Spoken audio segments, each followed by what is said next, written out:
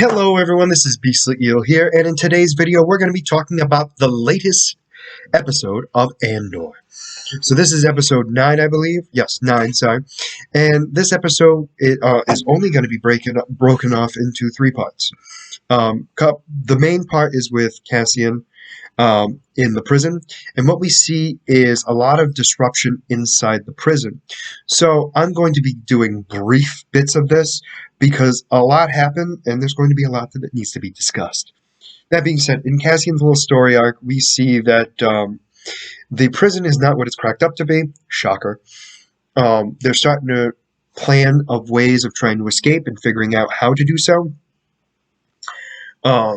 There are people against it, there are people for it, blah, blah, blah, blah, blah. I mean, it's basic, normal stuff, right? That being said, all of a sudden something happens on level 2. Now, the head of the room, who is also a prisoner, is basically like, you guys don't know what you're talking about, blah, blah, blah, blah, you guys are just making up stuff as you go. So that being said, one thing, while they're doing this, we see that the old man is really starting to struggle. And unfortunately, after 4 days of this, of really struggling, and Cassian trying to take up a lot of his weight, the man has a stroke. It makes it unable to really do much of anything. Now they have a medic come in, med tech, I think is how they call him. So anyway, they send this guy in, and Cassian and the head of the room are there along with the old man.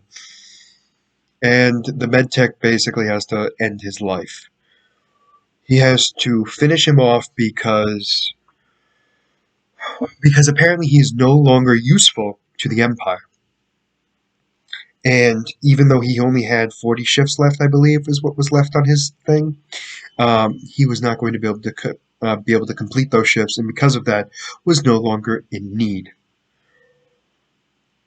So unfortunately, he had to finish the job, and that's when the head of the room asked the medtech what the heck happened on room 2. Apparently, somebody whose time was up in room floor 4, instead of releasing them, they sent him down to floor 2, and apparently it caused a riot and killed everybody on room 2. Now, what I mean by that is there was a riot that was going on. Freak stuff was happening, I would assume, and the Empire decided to end it. End it in a way that nobody escaped. So basically, the medtech was telling them that nobody's leaving this place. And that's when we see that the head of the room guy, who was completely against escaping, is now on board for it. And that's how that part of the story ends. Very sad, first off. It was very depressing watching that old man die. Not surprising, but still hurtful. Ugh, hit me in the feels. Wasn't a huge fan of it, but it was well done. Oh, now, that being said, well, let us move on to the Empire. The Empire is really cracking down on this Cassian's ex-girlfriend, man. They are putting her through hell, quite literally. She is having to wear this device that makes her listen to children squealing. We're not quite sure what exactly is going on in there, but apparently it's the children, where this causes the people severe pain and just horrible trouble. And all for the fact that she will not tell them the last time she had talked to Cassian. And because of that, she is being tortured because of it, and she does not give any information, at least not in this episode. But man, they throw her to the side, and they're ready to do this all again the next day. So I cannot imagine the torture they have set up for her, but they are not pulling any punches anymore. The only reason why they're keeping her alive is because she has information, and they need that information. And that's basically how they said it, too. She's alive for only that reason. The guy who was in there before is most likely going to be hung in front of everybody so they can see what happens to a rebellion. Apparently, also, we see that the Empire has taken over a ship that is supposedly a rebel ship. We have not seen the pilot or anything else. We know that apparently he has a cloaking device to make himself seem to be a part of the Empire, when in actuality he is not.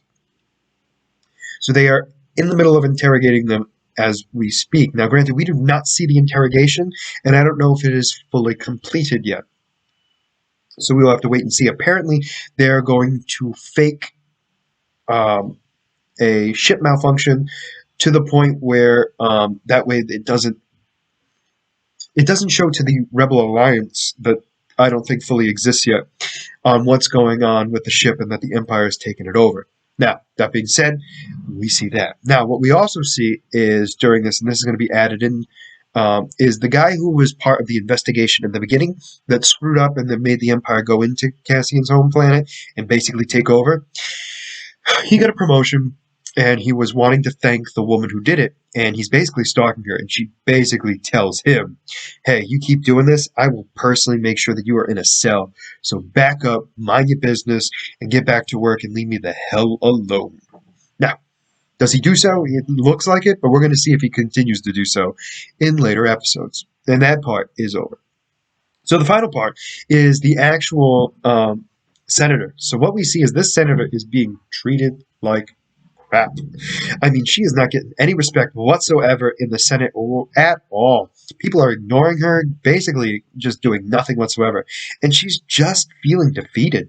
Now, what we also see is her having to talk to the banker who is explaining to her that she's going to have to take a loan out with this big, basically criminal empire. And she is not happy with it. And the banker's like, it's the only way we're going to do it, and you're going to not be caught. Like, this is literally the only way it's going to work. And she's 100% against it, but I think she really has no choice. Now, the name sounds familiar, and for the life of me, I cannot remember.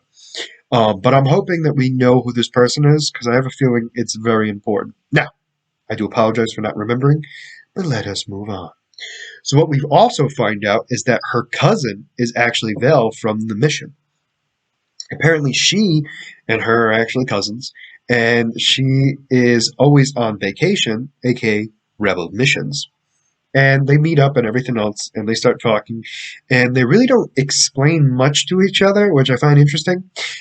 Even though they are on the same team, neither one is showing their cards, and I think it has to do with the fact of keeping the Rebel Alliance a secret. And they part their ways, and the senator basically tells Vel that, hey, you need to keep your persona up as a rich single girl, and basically make everyone believe that. And she's like, I'll do my best. And that's what we see, and that's pretty much it for the end of this episode. So what we're gathering here is the Empire is very ruthless. And again, shouldn't be all that surprising, but I think we're seeing it at a level that we didn't see in the past.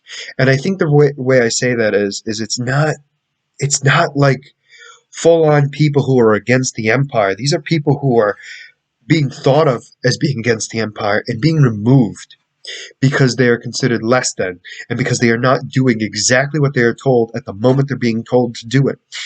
And that, I think, is what makes this so much worse, in my opinion, because at least the other people that they're torturing are blatantly against the Empire, attacking the Empire, right? The ones we've seen in the past were tortured because they actually attacked the Empire, where it was more understanding that the Empire would actually do that. Where these people really have shown no signs of any of that whatsoever, or at least not to the degree as characters we've seen in other shows and movies. And that, I think, is what really hammers down the fact that the Empire is just not caring, and just ready to obliterate anything whatsoever.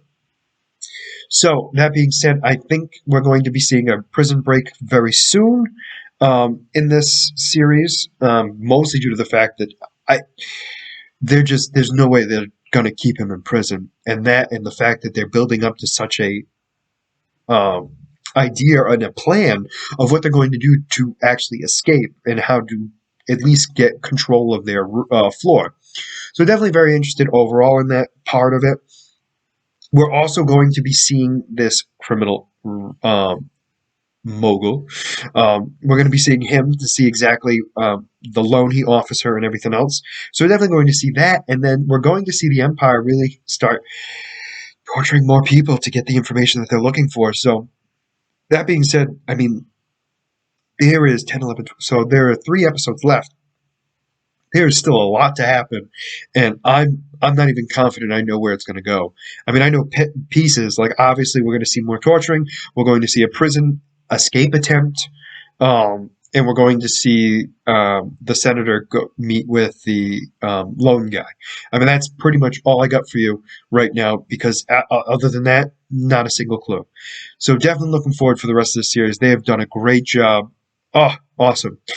And what I really want you guys to do is let me know what you guys think about this series so far in the comments below. Do you like it? Do you not like it? And explain why. Because I like that. That being said, if you also like the content you see, please like and subscribe below. Other than that, this is going to be Beastly Eel signing out. Have a great night.